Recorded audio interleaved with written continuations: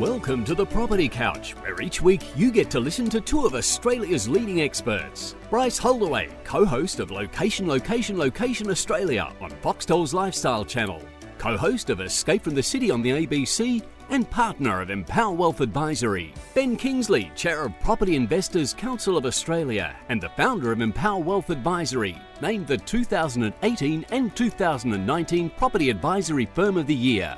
Stay tuned as they bring you the insider's guide to property, finance and money management. All right, folks, welcome back to the Property Couch podcast. And on this budget week, Ben, welcome back to you, mate. How are you? Love a good budget, mate.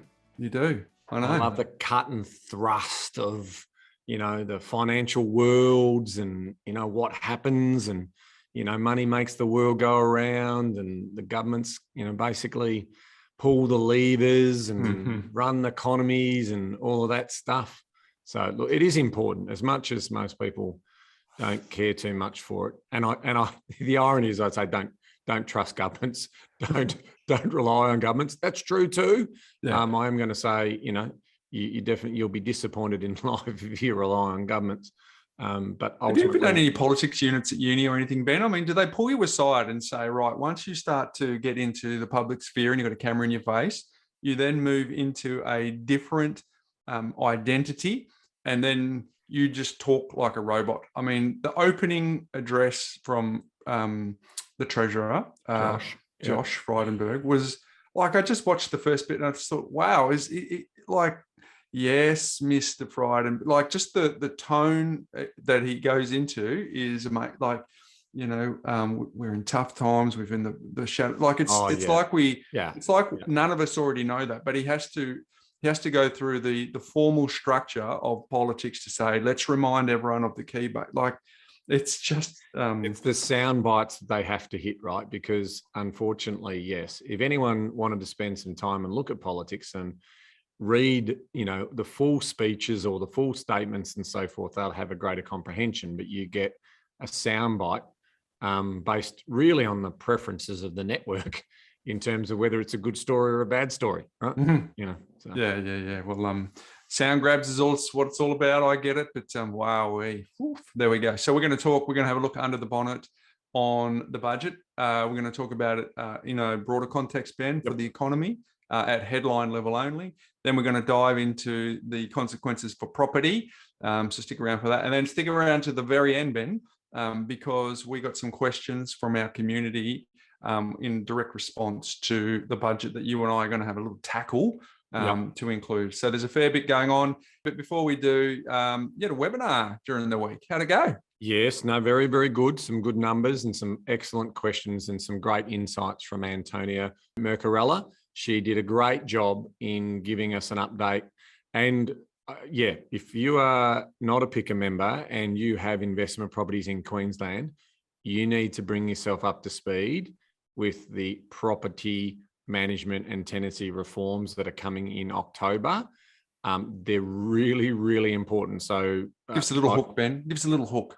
Oh, well, they don't have a no reasons clause for tenancy departures, but if you don't move to a fixed term lease, you, as a landlord, you could be in a world of pain.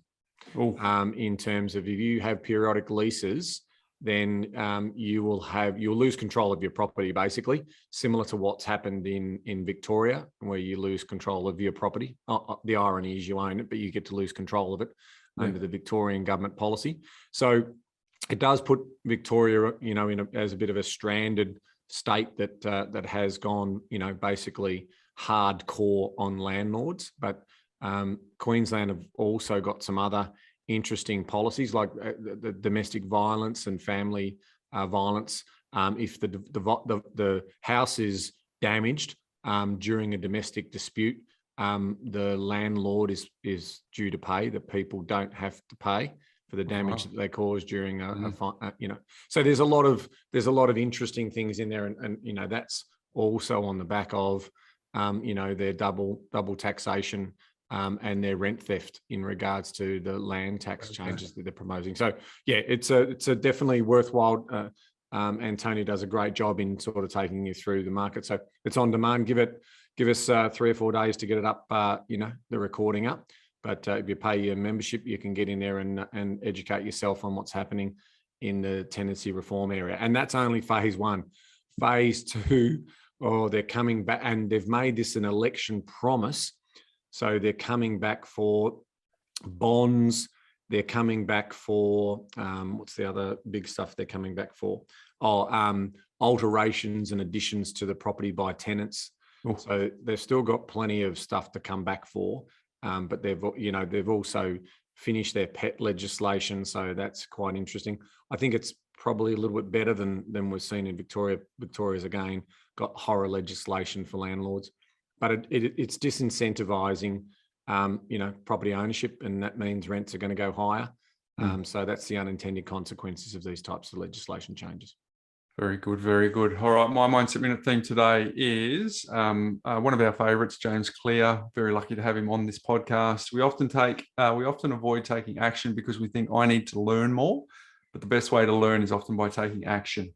And we are strong proponents of that because there is a whole bunch of stuff that you only learn as you keep moving, as the train leaves the station, once you've got some momentum.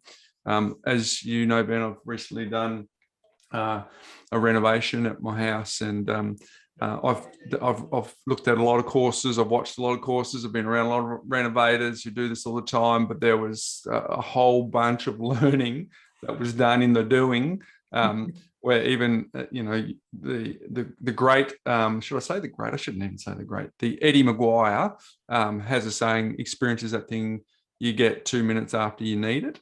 And I've quoted that many times over the years, and it is, experience is that thing you get 2 minutes after you need it, but you can't get experience until you actually take the step to move forward. So in the context of our community, if you are thinking about getting some form of plan in place for you to move forward, know that a lot of it comes from the doing. You actually got to do the doing. You've got to collate all your information. You've got to have some idea around what you want to do, but ultimately you need to move forward and actually put one foot in front of the other. So that's my Mindset Minute then, Ben. Love it, mate. Good advice.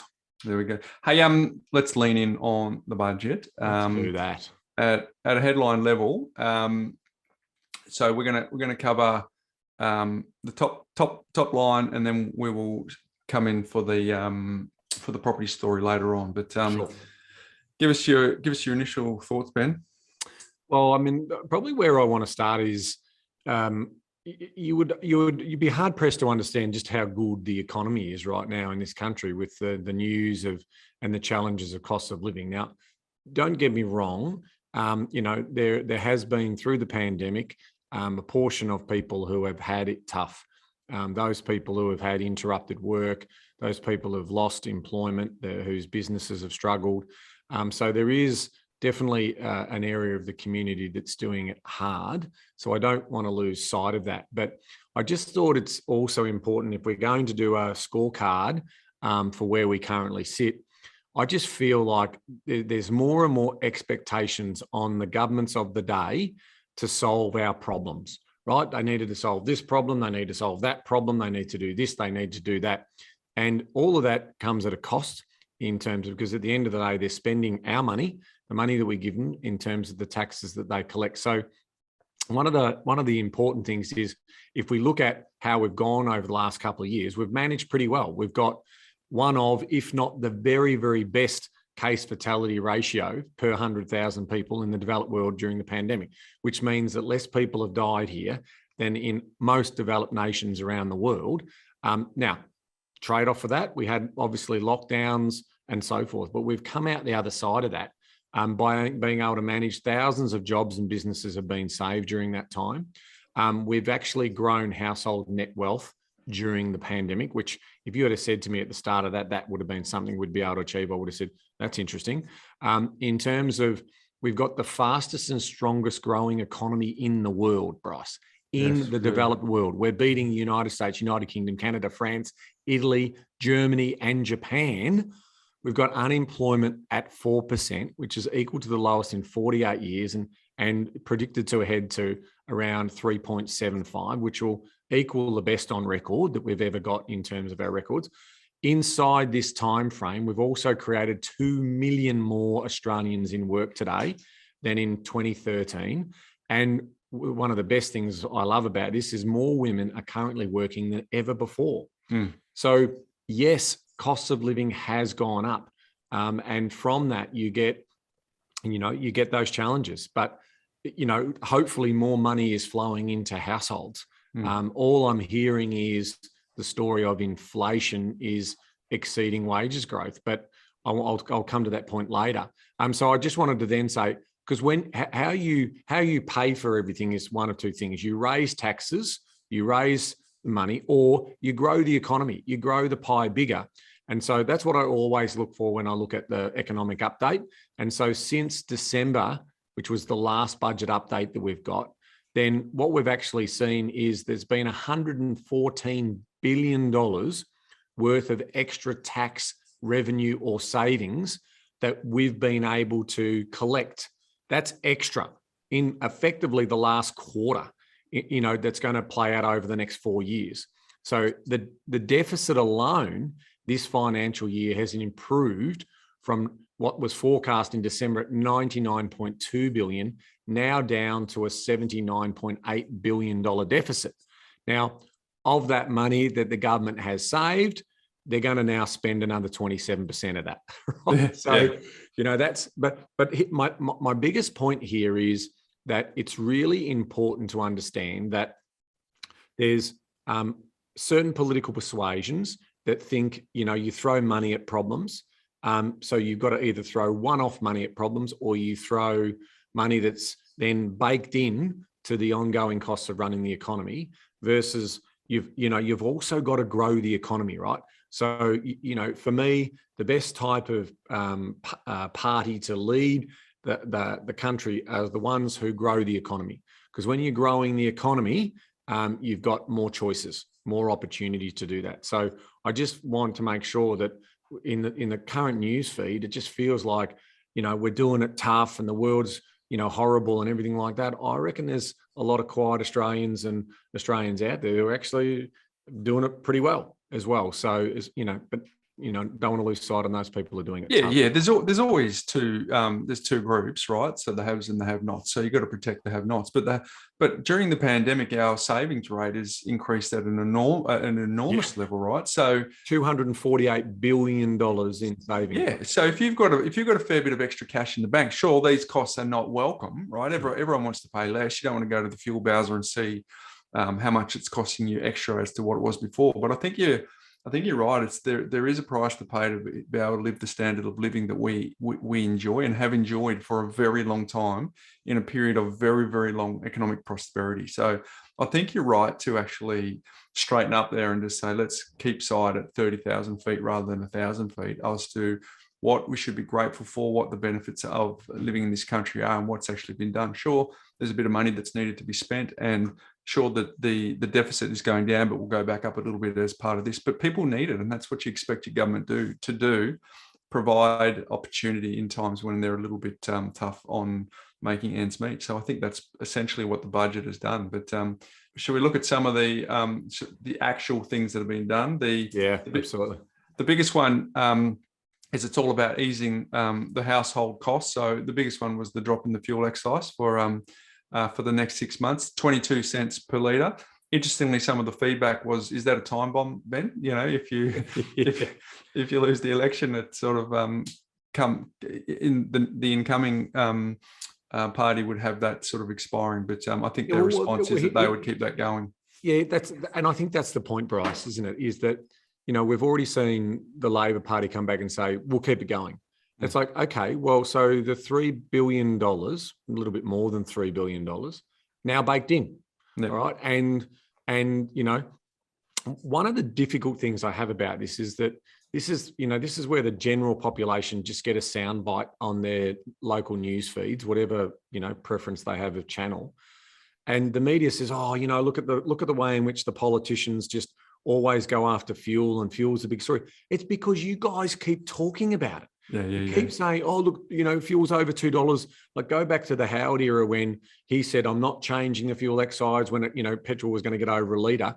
And he backflipped right at the last minute. Now, if he had stuck to keeping the fuel excise there'd be tens of billions of dollars of extra revenue coming in to support that. So somebody's got to pay for the roads and infrastructure, right? So I have this view that, a good economic management process here is, it's tough now. Have we got some money to cover it? But let's not bake it in. But the moment that you bake it in, then ultimately it's too politically damaging to then make a change. So who has to pay? Well, let's go and find some other poor buggers, i.e. property investors, who can kick the can down the road and give us the extra billions that we've just lost here. So I'm again of the view that it's a fixed cost. It's going to have to be paid, and it's a user pay model. Now, when you've got a user pay model, just like GST, no political party wants to touch GST. I'm big on GST being increased because it's a consumption-based tax, and so is this excise. So I would say, if we are seeing, like we just saw Shanghai going down, China hasn't gone through its COVID problems yet, Bryce. And because it hasn't, now it's going through them, right? And still trying for a zero, elimination, which is crazy, but that's what they're trying for. So the oil price just tanked last night because basically one of the biggest cities in the world and one of the biggest economies in the world is going to slow down. So there's not going to be a need for that oil, which means that oil prices are going to come down anyway. Now, if we also get a peace treaty coming out of the war, all of a sudden, boom. But if you want to bake it in, then it's like, well, that was silly. That was like, and now you're going to tax us in another way. So we all have to pay, it's just, anyway, that's my rant. we got to set in if that's just the first bullet point. So it's obviously some relief on fuel at that 22 cents a litre.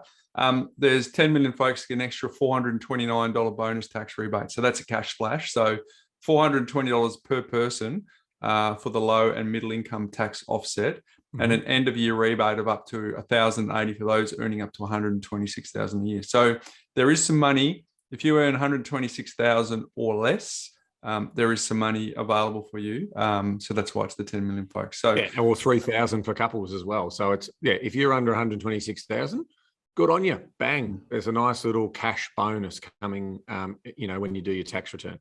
Yeah, which is interesting because if inflation is the talk, and then you give a little bit of short-term cash for people that historically spend, which helps to grow the economy, then you kind of feeding. Now, Bryce, that's the circular reference you're bringing up here. You put more money into the economy and you increase inflation. We'll get to that in a minute.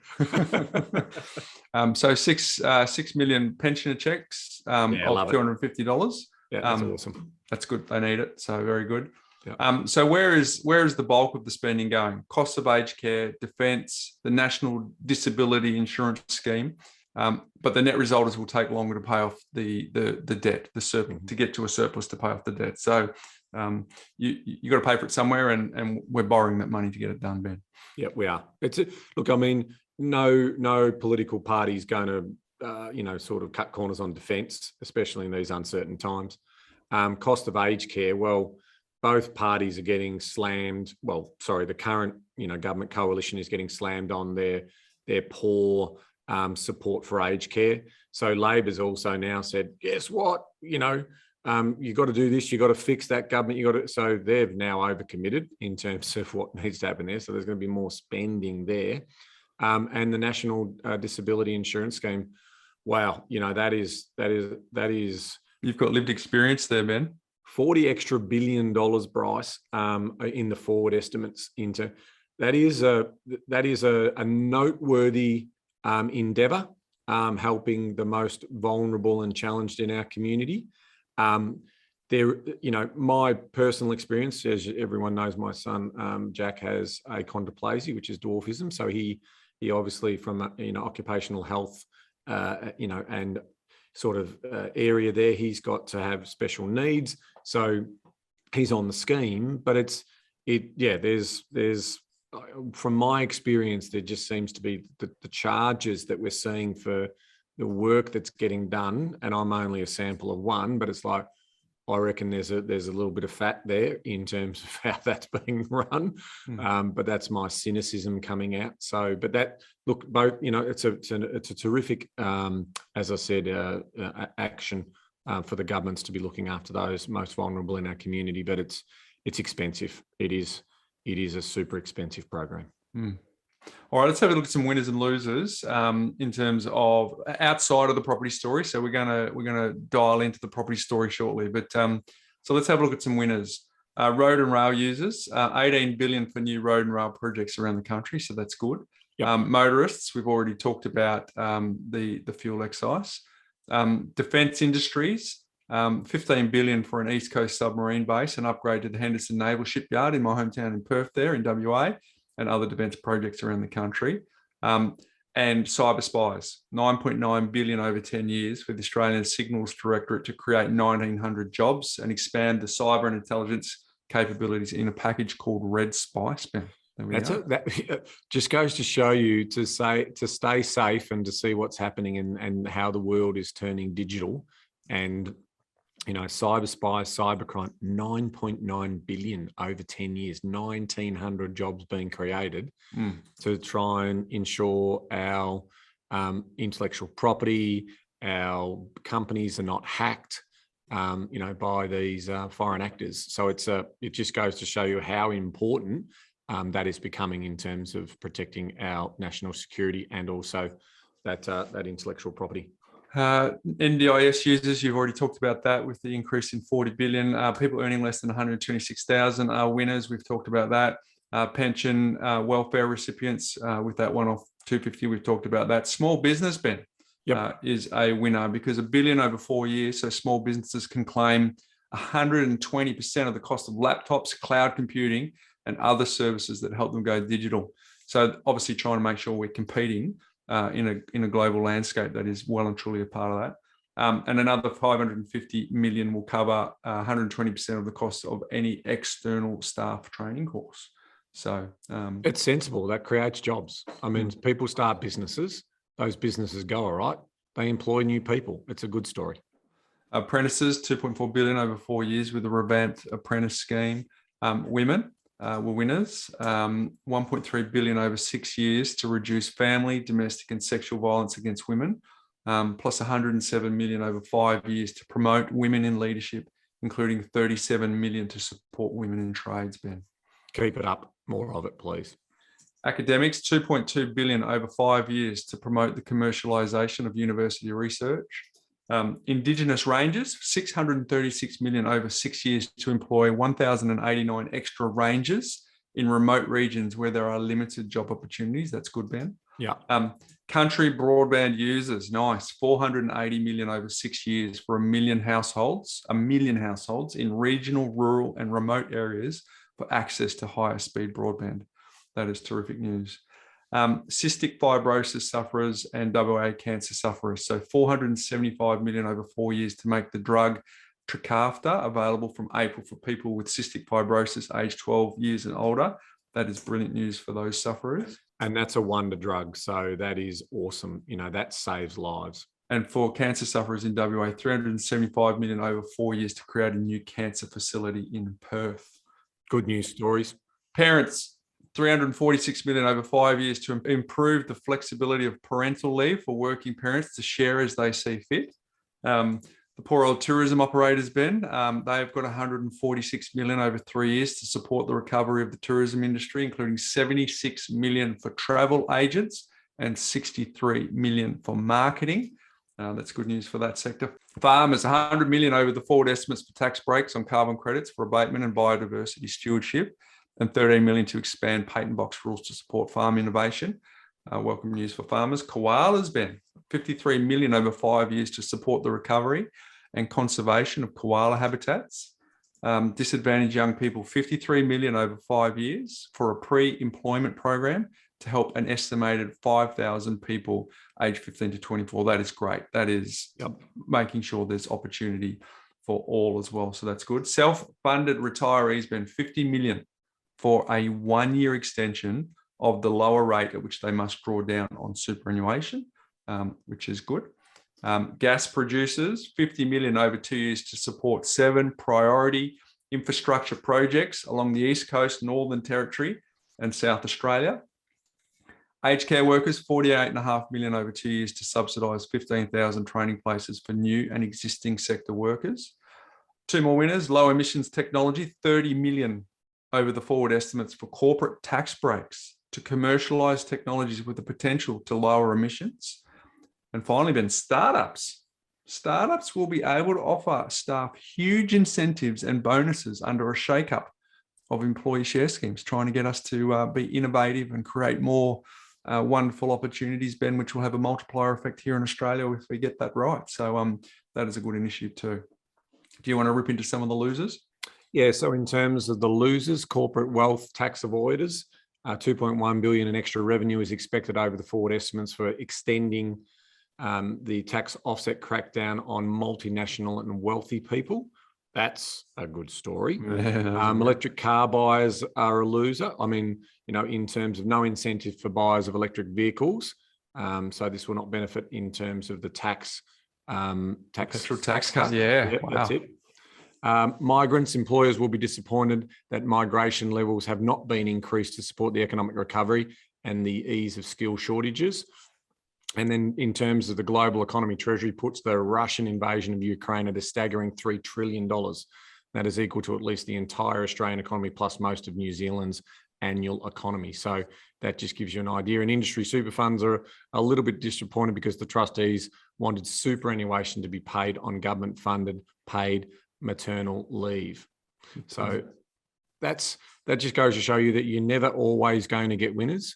A little shout out to some of this information we were able to grab from the Fin Review as well. So check that out if you want to get some better understanding also in terms of what the losers were as well. There's some good articles inside the Fin Review talking about that story. All right, mate, let's lean in. Let's lean in on the property front. So let's have a look at who the winners were on the property front and perhaps who the losers were. Housing affordability was a winner because first home buyers have had some welcome news. The government is expanding its first home buyer scheme where people only need to have a 5% deposit to buy a house with no lender's mortgage insurance. So that is wonderful news. So it's expanding the scheme from 10,000 places to 3.5 times that, Ben, to 35,000 places a year. But it comes with rules on who is eligible and how expensive the houses can be. I think that makes sense because if you're trying to get on the ladder and you're trying to get some help, there should be some boundaries, should be some flags that you need to swim between. So this budget also includes money to extend the family home guarantee scheme, which, while not exclusively for first home buyers, is aimed at helping single parents either buy their first house or re-enter the property market. That is good news, Ben. Yeah, look, those two examples, Bryce, they're good news. They always come with terms and conditions, as you would well expect, right? And so one of the discoveries that you'll have if you're interested in this product is there's only a couple of lenders that support so the first one where you've got the first home buyers scheme, there's only a couple of lenders, so you don't get choice of lenders that you're going with. So, it's just important to understand that hopefully other lenders out there might join the scheme now that, there's an expansion of the number of households that it's going to use. And certainly the first home guarantee scheme is also another example of where, the biggest barrier of entry into the property market is usually the deposit. So that will also help out those people as well. So some good initiatives there. Well, that family home guarantee scheme, the scheme means eligible people will only have to come up with a 2% deposit to buy a house and not pay LMI. So that's great news for those folks. Yeah, that is great news. So the cost of all three schemes will be about 8.6 million over the next 4 years. But the move will mean that more people will be able to buy a home sooner. But you then get to the point but it doesn't solve the housing affordability problem. So it still brings more demand into the market. So, if you then look at what they're doing around apprenticeships and, sort of trying to get more skilled trades through.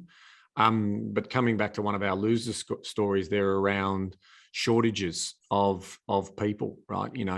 That's a big piece there because when you start thinking about unemployment, how do you get wages growth, Bryce? You get wages growth in a bit of a trickle down approach. So let me explain that. So when you've got, we're seeing right now that there's definitely been wages growth at the higher level, and in certain industries where there's a mass shortage, wages growth comes through. It's a supply and demand equation. And what you're now sort of seeing is for those lower skilled jobs, or areas like tourism, retail, food and beverage, that for them to attract people to do that work, they have to lift the wages. So they've got to pay above minimum wages. So that hasn't flowed through yet. So when I see that, these stories about, wages growth, hasn't really materialized yet, well, that's because technology and innovations played a big role in automating some jobs. And that's ultimately meant that you need to get the unemployment rate down to a significantly lower level to actually start to see wages growth come through. So we are now at a stage where we're going to potentially see unemployment at equally low, record-breaking levels, and wages growth will come.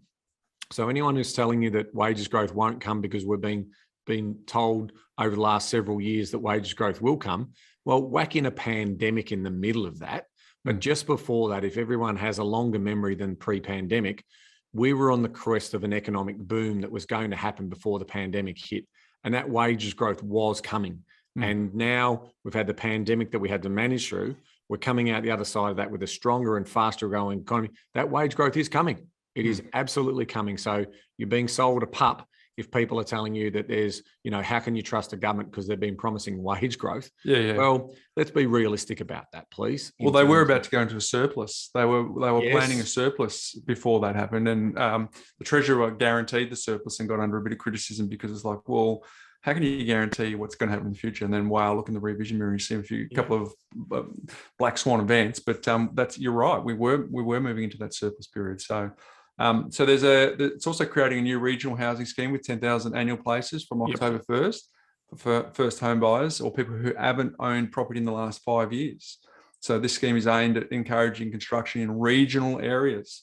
To access it, people have had to either build or buy newly built home in a designated regional area. So it's interesting, Ben, that I think that the Geelong market has been the beneficiary of being regional.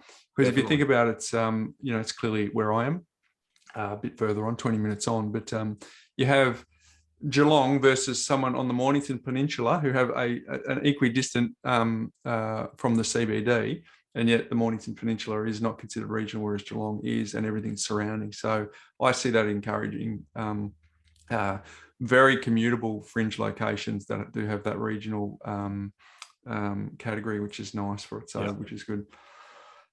So there's a few things for property owners, Ben, that makes them winners. The regional home guarantee will offer 10,000 places each year from the 1st of October 2022 to 30th of June 2025, including non-first home buyers and permanent residents seeking to purchase or construct a new home in regional areas. So that could suggest that if we get a few more people out of the city, we can start to, and we can solve a bit of supply for those people to be able to buy them, rather than just putting more people in a smaller pie.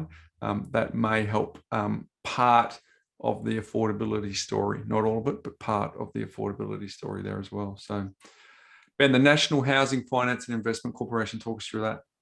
Yeah, so there's an extra $2 billion that has been allocated by the National Housing Finance and Investment Corporation in this spending statement, as they say, as the government looks to improve affordability and availability of housing. So this new amount of $1.64 billion is being dedicated to that scheme. And, we talk about the idea behind this scheme. This scheme is designed to make money cheaper for these types of affordable and availability of housing. So it increases supply, but it's not just building or funding product that is profitable for the developers.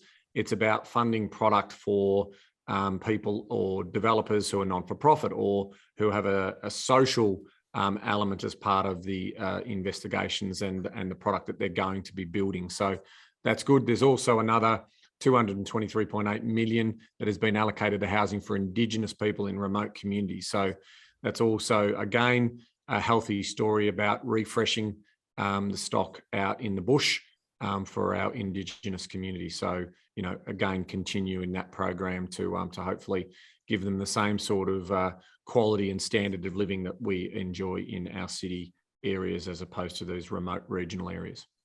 Yeah, so Ben, we move on to fire and flood support, which has been a big issue for us pre-pandemic with fires, and then clearly we're still in the shadows of people being affected by floods, and even this week, people have been affected by more unfortunate rain events. So the federal government expects to spend more than $6 billion on the disaster relief and recovery following the recent floods in New South Wales and Queensland. That's great. I think some of those locals might say, we'd needed it a bit earlier, but it's good to know that the money's coming. Income support, temporary accommodation and social services for households is expected to set the government back $2.2 billion, and a further $588.6 million will be allocated to community cleanup and recovery, including $300 million from the Emergency Response Fund for Recovery and Post-Disaster Resilience Initiatives. So the government also indicated it will provide an additional $116.4 million for the Black Summer Bushfire Recovery Grant Program, Ben. So those bushfires seem like a long, long time ago, but for those people that were affected, it's still well and truly front of mind for them. But there's just been a whole bunch of stuff that's happened since that's gone down the priority list. So some good support there from a property perspective, Ben, because there's a few communities that need to recover. Yeah, and the flow-on effect of that, which we talked about when we talked about the floods, is the insurance story, right? So, what's a byproduct of that? Well, what we're seeing now is the budget announced that they're going to, continue the spending on cyclone and related flood damage reinsurance pools. And this is set to come into effect from the 1st of July 2020. So what that basically means is there's a $10 billion government guarantee. And the idea is this pool aims to promote resilience in Northern Australia, offering discounts for properties that have been undertaken cyclone mitigation and also collecting data to inform natural disaster planning. So the idea here is that, if people don't insure themselves, because insurance is a collective, and the idea there is that pool of money can help restore any damage that's occurred. And so if you don't have people getting into that, your premiums are going to go through the roof. And then there'll ultimately be less people insuring their properties. So the government's trying to get behind that or get in front of that story and hopefully give some confidence to those insurers and those underwriters with these types of policies that will hopefully keep the insurance premiums down. Nice. Infrastructure. The budget has also included new commitments to road and rail projects. Brisbane to Sunshine Coast, faster rail. Sydney to Newcastle, faster rail. The MetroNet project in Western Australia, the North-South Corridor in South Australia, the Great Eastern Drive in Tasmania, and Central Australian tourism roads in the Northern Territory, as well as a commitment to Melbourne's intermodal terminal. So a bit of infrastructure there that would be very welcome for all of those communities. And more than $500 million has also been allocated to local councils to deliver priority projects, while $880 million will be targeted at better connecting regional Australia with ports, airports, and other transport hubs. All very welcome news if that lands, Ben. What does it say? It says that, as a growing nation with a growing population, these types of infrastructure projects, because we're focusing in here on the property story, these things help create the infrastructure that's essential to promote those areas. And we do see when this type of money is spent in targeted ways that it increases the livability of the location, which ultimately increases the value of the land and those people who are buying properties in those locations. So, and there's a bit of a story here, Brisbane to Sunshine Coast. So that's the commuter regions, that 1 hour commuter, the Sydney, Newcastle, again, faster rail in both of those areas. MetroNet project in Western Australia. So that's basically, putting a MetroNet around the main suburbs of WA as their growth strategy continues and to attract more people into, Perth. So they're the types of things that you'll see in those, Great Eastern Drive in Tasmania. That's a tourism strategy. Central Australia tourism roads. So yeah, those roads have been slammed since the pandemic. The caravanning communities have been working those roads pretty hard. I'm keen to cut a lap myself with my van. Being out on those roads last year, yep, there's a lot of traffic out there, and those roads aren't in great condition. So obviously that's about remediation work on those roads as well. But any of that type of commuter infrastructure, airports, terminals, quick commuter stuff is actually beneficial for the end destination that's bringing those knowledge workers and those workers into employment nodes. So that's why it's important from a property point of view. Absolutely. Ben, the losers. Who are the losers? Well, there's not too many. The one that we picked up that we saw was there was a push by government to allow a 30% withholding tax for foreign investment on these sort of build to rent programs. And I quite like this idea. If I've got my information correct in terms of what this would mean, it actually means that really what we should be seeing is our superannuation funds, our industry super funds that are controlled by the members and the unions, that they should be putting their hand in their pocket and building the build to rent stuff, right? That's basically what I believe should be happening. They've got billions of dollars, in funds. There is a return on investment for them. So I don't understand why we need foreign money to come in and do this. I would expect our mega super annuation providers to jump into that opportunity to do the build to rent story. We'll talk a bit more about build to rent next week as we tackle the housing affordability paper that's recently come out. So I'm looking forward to doing that with you next week. But so there you go, folks. There's a bit of a wrap of the budget from headline level and obviously how it applies to property. We put a call out, Ben, to our socials community, and we asked what sort of questions do you want, and we got some. So let's have a little riff through those. Luke Miller's question was, what areas are included as regional? I don't know where the context of this question comes from, but I think it's pretty straightforward to work out if you are regional or if you are part of the metropolitan area. So if you are in doubt, talk to your local council there, Luke. No, look, ABS and data.gov.au would have those areas mapped out. So you'll have, they're the sort of geospatial maps, and you'll see the broader metropolitan area, which does grow each year. Usually they do an adjustment each year. So it's not hard to find that on Google in terms of being able to work out and if you were involved in lockdowns, you would pretty much know what areas are regional and what is. Victoria was very clear, mate. Victoria was very clear. So talk to your council, go and use Dr. Google, whatever it takes, but that should be pretty straightforward for you to find that out, Luke. So we'll probably even be able to find something, put it in the show notes where you can quickly work it out. Let's do that. Stiggy will make sure that's available. Okay.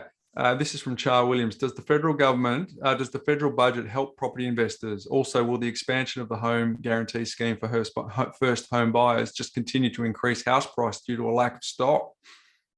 Yes and yes. I mean, look, growing property values at a reasonable pace is actually a healthy thing. Let's not forget that if we're going to take out a $500,000 loan on a property and we take 25 years to pay that off, that not only are we paying $500,000 in principal, but we're paying, depending on how quickly we pay it off, probably over $400,000 in interest.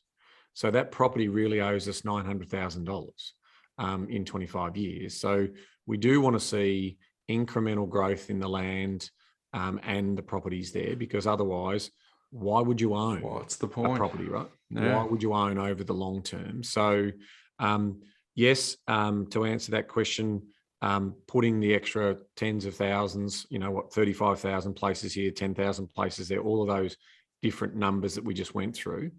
But also be mindful, they are still a bit of a dot in the ocean when you're talking about 12 million dwellings. Yeah. So, it's not, because it won't be concentrated, it won't drive a particular pocket up but it's the combination of active buyers versus, and population growth and immigration and so forth, which still bodes well for an okay property market. It's just the sentiment story around interest rates that are going to change later this year that will test people's optimism versus their pessimism about the property market. The second part of the question, the expansion of the home guarantee scheme for first-time buyers just continue to increase house prices due to lack of stock. Look, to be honest, historically, there's been evidence that, particularly if you've got flags that you need to swim around towards the top end of the price point, there's a bit of pressure. So you could argue that you're just giving it back because you have to pay a little bit more. But I think don't lose sight of the big picture here. You want to get into the market, and the hardest way to get into the market is through the deposit. So if you have to go into the market and pay full price or even just a little bit over just to get in, just remember you're in. Don't forget that that's the important part. Over time, you can build equity through reducing the loan. In our hope, you'd put it against an offset account, but I understand a lot of firsties can't do that with some of the lending that they get setting up. But reducing loan and finding it in the right spot so they can get some increased value. But the goal here for first home owners is, by very definition, is to get their first home, get them into the marketplace. So I think my answer to that is just yes. I think there will be a bit of pressure if we can't get extra stock on the prices, but it also will mean more people can get into the market, Ben. Hey, Dan Coletti says, hey, Benji and Big Bryce. So just, what is it? Hey, Danny. Flick the switch for you and can't spell my name because they used an I. So there you go. Thanks, Dan, for that. What a question here. Trigger and start and build course voucher. Unfortunately not. That's only for SpeakPipe questions. But if you had asked it on SpeakPipe. And a limited time. I don't think you're going to do that forever, eh? Well, yeah, I've got it set in stone. So most people will probably say, but no, SpeakPipe questions. If everyone wants to write in SpeakPipe, I'm happy to give away courses, man. I haven't run that past you. So here he goes. Will these budget commitments to help, in inverted commas, in the cost of living drive a false economy and therefore enact the potential for a premature interest rate rise and amount? Ben? Interest rates are going to rise on an inflation story. That's really it. There is no other catalyst for interest rates to go up. The only one is to make sure that we don't have an explosion of inflation because money's cheap. So that is the only catalyst, because if we were able to keep inflation in check and we did get unemployment down to the levels, inflation naturally comes from that, right? So what happens is everyone's earning income, they're flush with cash. Businesses can then see the demand for their goods go up. As their demand for their goods go up, they can potentially charge a little bit more. So, in this particular case, the inflation-led data is coming from a supply side. So we're seeing, basically with supply chain disruptions, and we're seeing the input costs being oil, which turns into fuel, which and so forth. So the quick answer to that is no, rates are going up because of inflation, nothing else. Yeah, and we've got to remember, if rates go up at a material level, we should be excited because it's a sign of a really strong economy. So I think that needs to be in context as well. So thanks for your question, Dan. Next one here, Ben, is from Sean JB_. Could we expect the RBA to respond by increasing rates earlier than anticipated due to some of these announcements? So we just talked to that. Is there any further? Yeah, well, let's talk to the timing. Like most people were saying, I mean, the Reserve Governor was still saying it's plausible for a rate rise this year. The markets have priced in a rate rise as early as June, July. So CBA have now moved their rate increase into June. In terms of most others are probably settling around August. So we will probably see that. The real $64 million question is how many and over what time period. Like I'm seeing, people talking about cash rates moving to as high as 3%. I just cannot see that happening.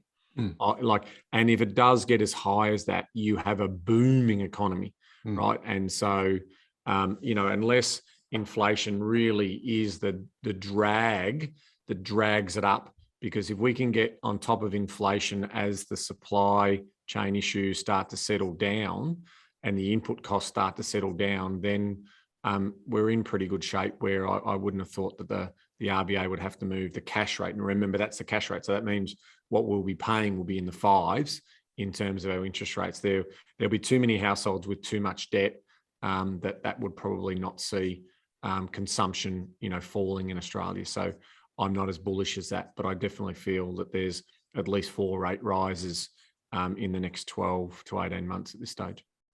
Positive, Jules. Thoughts on the potential consequences of these government-backed schemes that could push first home buyers into a negative equity, a position I imagine at current times isn't even seen as a risk to many getting into the market with low deposits and assumed continuous growth as seen as in the hot market. Love your work, boys, and go Pies. Hashtag Pies flag 2022. Ooh, hashtag ambitious. believe. Optimistic. Hashtag optimistic. I believe. Hashtag I believe. Oh, yeah. Hashtag optimistic. Well, you're going to go into negative equity anyway because you have stamp duty, so that's the given. And I guess revert back to what we said before. Maybe a little bit. Maybe it would see that position. But again, the point is to get you into the market, so you're on the ladder, so that you can be in a position where you can buy. So yes, there's hot market. The heat is actually been taken out in a lot of areas. Some areas not, but a lot of areas there is. Even like down here, Ben, in talks, I've got to say that it's very noticeable, some of the heat that's been taken out of this market, which has been thriving for a very, very long time on the back of the regional exodus. So I think that will play into the hands of some of these people. But again, if they're at a price point that's getting some pressure with a ceiling on it, that will also put a little bit of pressure at that price point. But yep, you are negative equity anyway from the stamp duty. But in terms of just pure property play, maybe. But you're not playing a 12-month game. You're playing a 3, 4, 5-year game. And if you play it right, hopefully you'll be able to keep it in your portfolio. So for me, keep your eye on the prize, which is to actually secure your stake in the ground. You want to secure your property rights. You want to be able to say, I have a title in my name, and keep that as the bigger part of it here. So anything extra from you, Ben? Well, yeah, I think like any of these things, there's always a risk. You've then got to work out the likelihood of that risk and the probability of that risk. And what human behavior tells us is that if people lose money, there's a loss aversion element to that, and they don't normally act. So it means that even if they are in a negative equity position, they usually don't crystallize that loss. So if the world plays to the normal human behavior elements, they might be in a short-term negative position. Over the long term, they're going to be in a positive position. So it's a very, very good point. It's a very good point. So good one, positive. Jules, stay positive on that, despite your misplaced optimism around your football team. This one's from Alfie Harry. Will the cash splash heat the property market?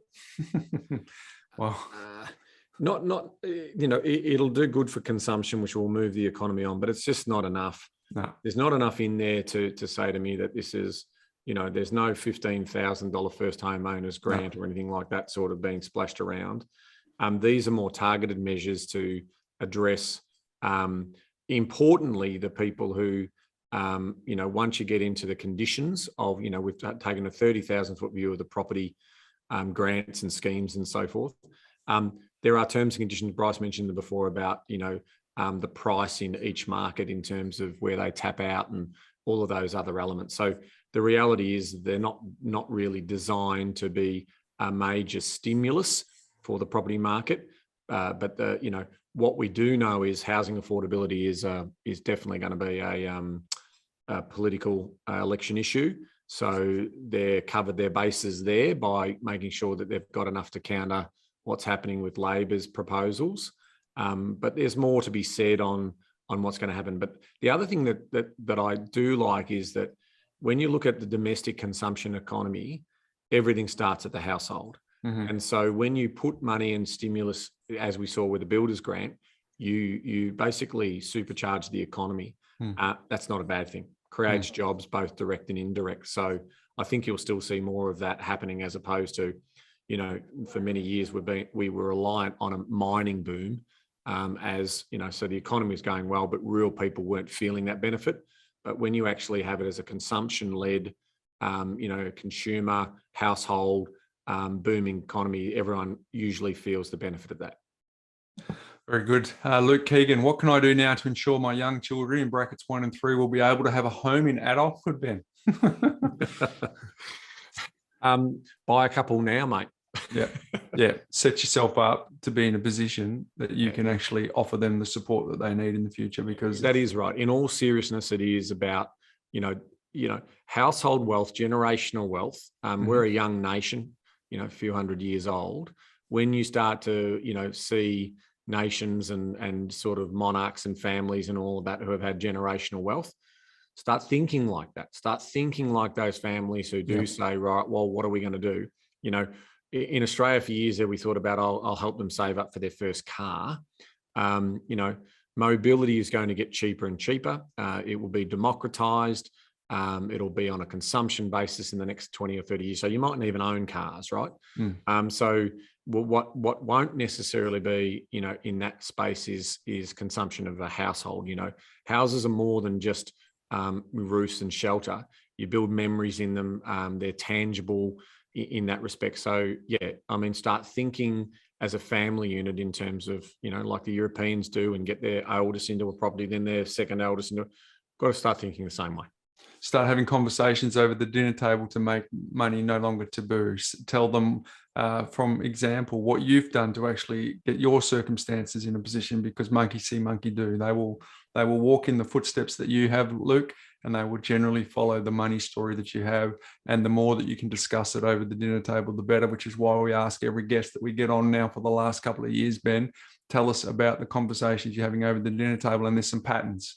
There are definitely some patterns. There's some patterns for people that derail. There's some patterns for people that need to break family trees. So, Luke, great question. Starting nice and early, but put your own face mask on first, and then put their face mask on. So be in a position to help and do all the things that Ben just talked about. Hey, Brendan asked this question. Brendan Mutsaz, will all the backing of government with 5% loan or less lead to poor quality borrowers and higher defaults? ? Thinking seeds of subprime loans. And Ben, before we go into that, there is a response from one of the people who saw that. It's from Danielle. I got a 5% loan as a single mum, brought a new SUV, all new furniture, invest in shares for my kids, invest in my super, and have paid 10% off my home in under 12 months. On to the next. I put extra into my home loan and bought smart. I am wanting a holiday home next. I don't think all 5% loans are set for failure. If I default on my home with the rental crisis, I risk homelessness, as there's no rentals available anywhere ever. I've already been in 12 months and have kept my stamp duty waiver. Just because people secure these loans doesn't automatically mean they can't manage money. The onus is back on the person lending, not the lender's. Interesting question. Well, interesting response. So thank you for sharing that, Bryce. It is right. I mean, look, we're asking the right questions in terms of assessing risk, but when we put the balance of information on the table, what we're basically saying is you still have to be vetted in regards to the job that you're doing, the industry that you're in, how you've managed money in the past. So there's still a credit assessment and a serviceability assessment that goes on. Just because you have a deposit doesn't guarantee you that you'll be able to get the funding for the rest of that. So in the example, was it Danielle that you just mentioned there, Bryce? She obviously is doing really well. Yes. She's, a single mum. All power to her. All thriving, So I'm not sure it's the same as jingle mail, Yes. Where you got to remember there was, people were getting lent money on welfare. Like in terms of the credit assessments that were being done, that was the sloppy element that caused the GFC. And we've never had that in Australia. No. And recourse lending, Ben. We have recourse lending here. Back there, it's non-recourse lending, which was why you had jingle mail, which is, for those people who don't know what that acronym or what that means, is it a euphemism? Oh, I need to look that up. It means that people who couldn't afford the loan put the keys in the mail, sent it back to the bank and walked away with no recourse. Well, in Australia, you have recourse, which is why we've got one of the strongest banking systems in the world, and why we're often rated very highly, and it's different. So subprime in America and the circumstances here in Australia are not the same. But correct. I think that's very good insight from Danielle, and I'm not sure that you could offer better commentary than that from someone who's actually done it, Ben. Give her a course, Bryce. Give her a course. Oh, okay. There you go, Danielle. If you're listening to this, you've heard it from Benji. he is going to give you a course. So let us know. We will definitely give that to you. Charles Williams, does the federal budget help property investors? We have answered that. Also, will the expansion of the home guarantee scheme for first home buyers just continue to increase house price due to lack of stock? Obviously, we've answered that, but it's obviously a common question, Ben. Yeah. So it's on people's minds. So there you go. A few questions from our community over the overnight, over the last 24 hours, Ben, which has been important. But we've covered a bit. We've gone through the heavy lifting of what's the data. But I found it interesting in chatting to a few people. What do you think about the budget? Haven't watched it. I noticed a bunch of news reports where they were on the street asking people, what do you think of the budget? Sorry, I didn't watch it. So it's interesting that I wonder if there's... the vast majority of people don't give a brass hoots about politics or, which is not a bad thing as long as they're aspiring Australians looking to make a difference. They're saying to themselves, if it is to be, it's up to me. And I think I've had that message for a long time. Normally you don't get a windfall in a budget. You make your own opportunity and you make your own success. And so if you see the world glass half empty, usually you're a product of that belief system. If you see the glass half full, and have an optimistic view of the world, it's amazing what happens in regards to the positiveness and what falls in your lap. Yeah. So if you're prepared to, take control, take charge, which is what our community does. And that's why, we love them so much, because they're saying, if it is to be, it's up to me. I'm going to be planned to become what I plan to become. And they are doing the lifestyle by design work that we say is worthy of doing. And they're showing up. So we are definitely talking to that community. If you are a naysayer or skeptical, a healthy level of skepticism is welcome, because you want to be informed. But, after that, it's about taking action. Very good. So there you go, folks. Hopefully that's helped with you. If you are one of the very many that I guess anecdotally that I've seen who didn't give a rip about it or didn't dive into it, hopefully that's given you some information as you're commuting to work, driving in the car, at the gym, whatever you're doing with your AirPods, whatever it is in your ears, listening to us. We appreciate you being a part of our community. Hey, my life hack today, Ben, is you are a iPhone user, yes, as am I, but you're not an Apple convert. So what I've been noticing lately is a little box, and I'm trying to describe this audio-wise, but it's a little square box with some lines in it that pops up when you take a photo that I see, and I needed to have a look at that. And Apple have got this thing called live text and visual lookup on your phone. So where that works is, let's say I'm writing some notes on my pad here. So I've got some notes on my pad. What I can do is I can open up, again, I'm conscious this is audio, so I'm trying to describe as best I can. I've got a notebook here with some of my notes. I can open my camera, and then I can press on the screen, and there's a little box that appears on the bottom right. I click on that, and what it'll do is it'll take all of the text out of my notes, so my handwritten notes, Ben. Then I can go and paste it in Evernote or Google Docs. OCR functionality. There we go, which I've had on Evernote, but I haven't noticed it on my... very good. On my phone. So that's my little life hack today. So if you are someone who's thinking, well, I've got all these handwritten notes, how do I get them up and then not have to rewrite them? Apple's now solved it. Stiggy, if she would speak on this podcast, Ben, we worked out hundreds of episodes ago, she won't. She would actually be the person who could let me know from a Samsung or an Android perspective, but whether that's still the case. But you can write your notes, take them, bring them back into the digital environment. They're not 100% perfect, as you'd imagine, Ben, but it's still very helpful. So we might put a link in the show notes to a little video on how you could do that. If I didn't translate that well across an audio format, which is... No, I followed it. Optical character recognition feature. Oh, well, you're probably the lowest common denominator. So if you've got it, that means... If I can follow that, sure, yeah, someone... Our community is smart. They know what they're doing. Oh, I know. Yeah. Very good. I'm only serious. So, mate, what's making property news? Yeah, Bryce, what caught my eye was a report that came out of CoreLogic about climate change and the risk of coastal erosion or rising sea levels, all of the combinations, right? When you get king tides, bad weather, you get this problem of coastal erosion. And Yes. I'm seeing it in lots of places when you're walking along in coastal communities, all of the remedy works that are being done, the remediation works that are being done in terms of, putting in rocks and barriers and all of that type of stuff. So we saw here that they've listed the top 10 locations around the country. Ben, is Torquay in it? Is Torquay in it? No. Let's quickly rip through them. Paradise Point in Queensland, Cronulla in New South Wales, Port Melbourne in Vic, Manly, New South Wales, Aspendale, Vic, Runaway Bay in Queensland, Brighton, Caloundra, Collaroy, and Golden Beach. I've got, and they list the number of houses: 406 in Paradise Point. Oops. Yes. Aspendale 112, Runaway Bay 136, and Golden Beach 100. The others have got, sort of smaller numbers. What about I've just seen that article that you're looking at, Ben. What about the value at risk on Paradise Point? Yes. 1.467 billion. It's a worry, right? I mean, obviously, if you know where Paradise Point, Google it, because it's a beautiful little. It's a wonderful spot. It's a great little spot, but they're the risks. I mean, obviously, what do you do to mitigate those? Well, you're going to have to build walls that will hold that. But if you've got a king tide, or but you've got rising sea levels.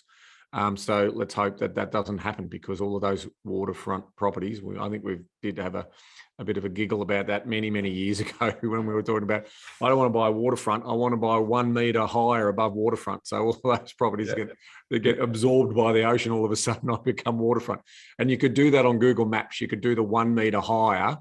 So if you go to Google Maps, you can click on for 1 metre. What would a 1 metre sea rise mean for where the new borders of the land versus the ocean are? It's quite interesting, right? So it's scary for some, Ben. It's scary for some. So there you go, Bryce. That's what's making property news this week. Thank you, Ben. There you go, folks. Budget wrap, your questions. We've enjoyed that today. And obviously, we will definitely be circling back next week. Now, Ben, you and I are going to, I hinted at the beginning, we're going to lean into the affordability story. We're going to talk about some recommendations next week on what can be done to help the affordability story. So stick around for that, mate. But until next week, knowledge is empowering, Bryce, but only if you act on it.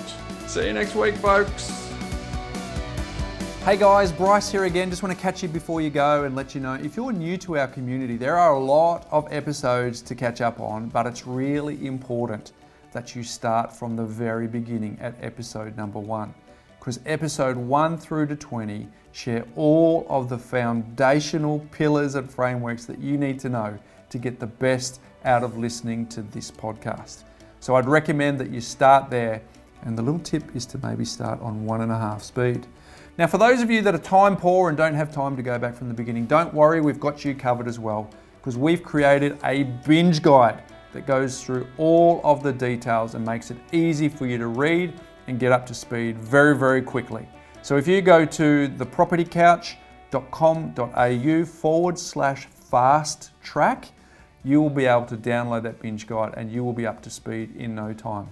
And whilst you're there, I've got a few extra goodies for you, because we have our top 5 frameworks that you'll learn on this podcast, as well as the Make Money Simple Again ebook, which will help you with the foundations of basic money management, so you'll have everything you need to succeed in building your own lifestyle design and getting the best out of this podcast. Now, just a reminder that anything that we cover on this podcast is not considered financial advice. We certainly recommend that you get your unique circumstances looked at by your individual advisor, and everything we talk about is just general in nature. To thepropertycouch.com.au/fast track, and you can go and get all those goodies and catch up right away.